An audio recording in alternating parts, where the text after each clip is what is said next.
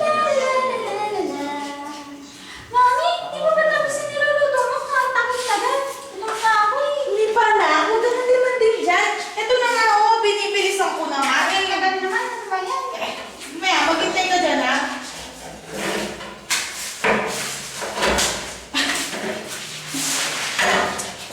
Ilan pa? Mami, gusto na Saglit! ako.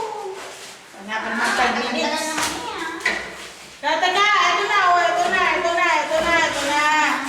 Malapit na. Ito na, ito na.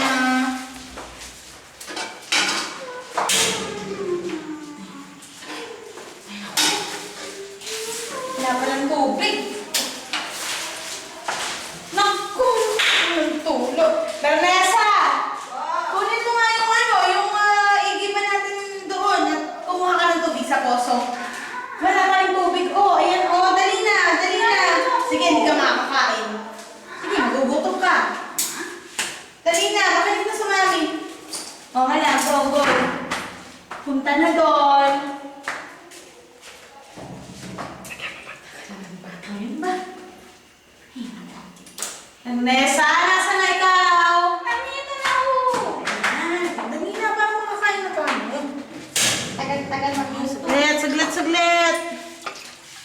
Naku, parang may latak pa. Isasalain ko na lang, teka. Et.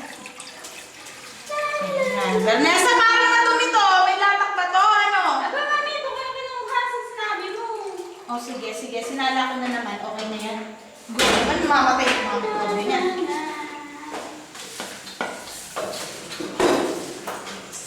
Parang kang natataiyak ko ah. Vanessa!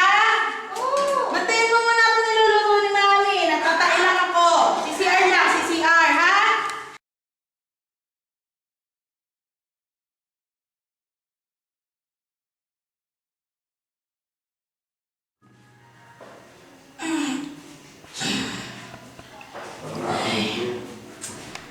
Hindi kita maliling. Ay. Ay, ko. Ay. Dayang, dayang. Dayang, dayang. Dayang. Ay. Ay.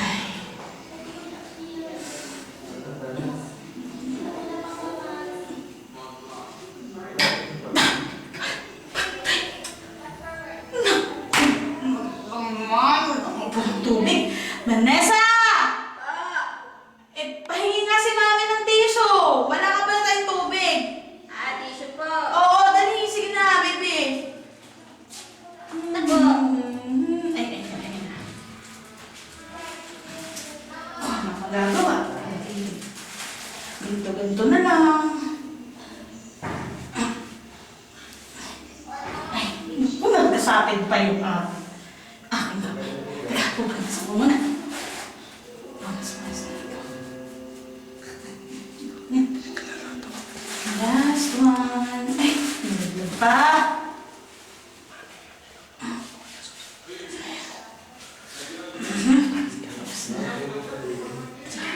Mami, yung niluluto mo, nasusunog na! Oo, nandiyan na si Mami. Oo, dadating na ako dyan. Pupunta na ako dyan.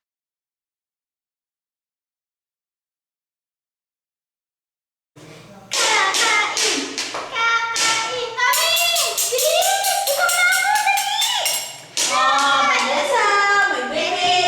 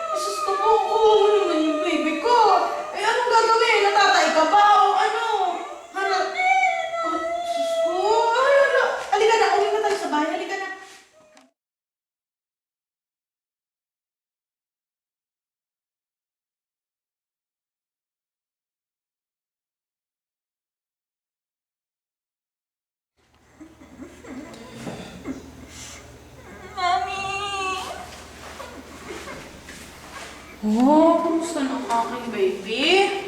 Oh, ito na si Mami, oh. Parang narinig ng ito. Oh, parang mainit ka, ah. Baby, hoy. Bakit basa?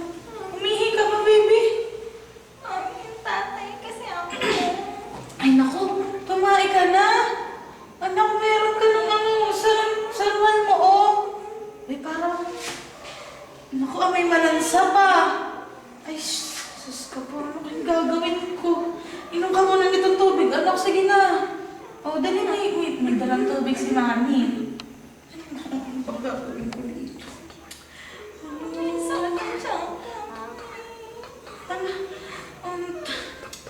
Pa-doktor na kaya kita ba kung ano na nangyayari sa'yo, anak eh. Halika nga, dali. Teka ha. Halika na. Halika na, dali.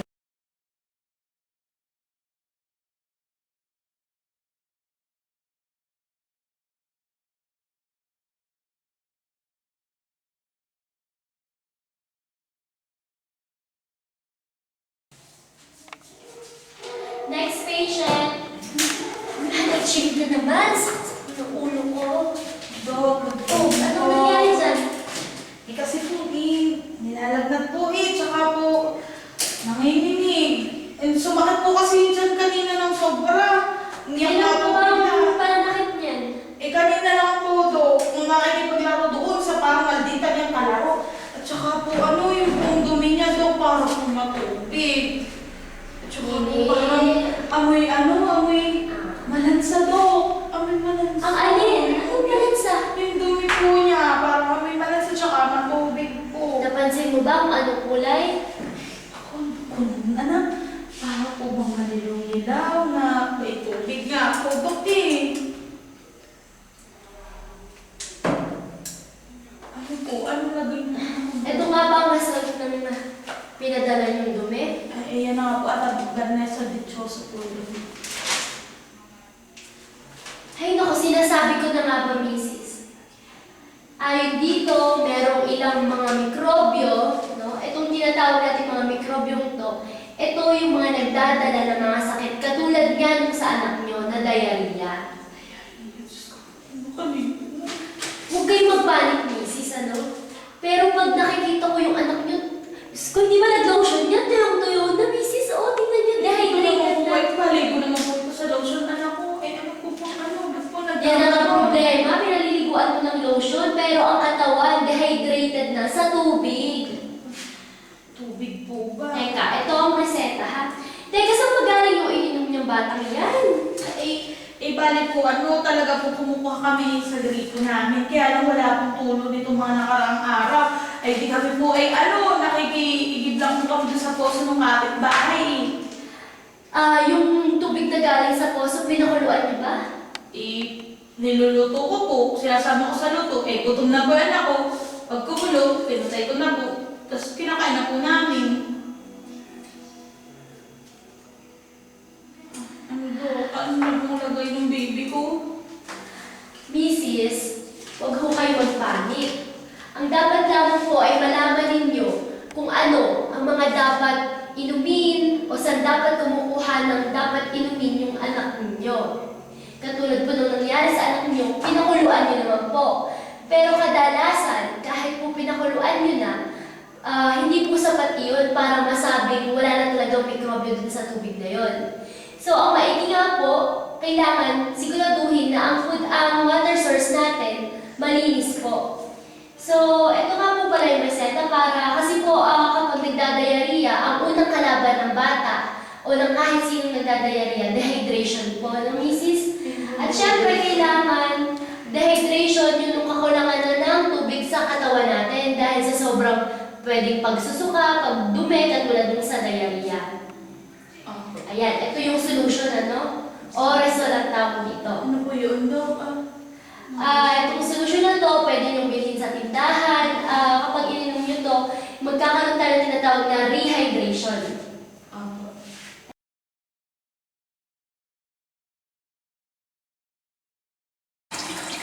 Tubig. O, Yaya, siguraduhin mo malinis yung tubig niyan, ha? Yes, Lalagay ma'am. tayo natin dito. Opo, Ano, ate. parang masarap yan, Aba, syempre naman, baby. Tingnan mo, ang galing ka na ba talaga? Oo naman, mami.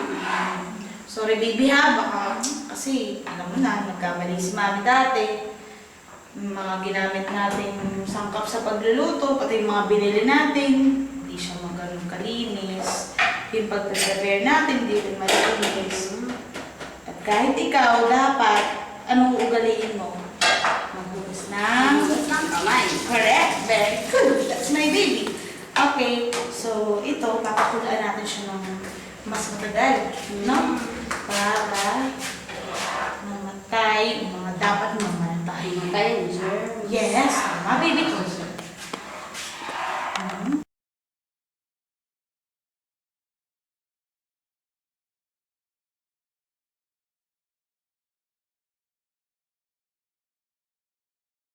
Diarrhea, watis muli, puksain, tugisin.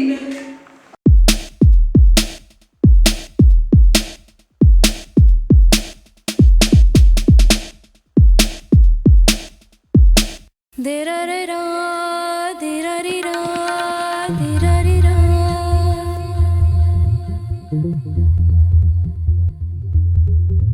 Thank you.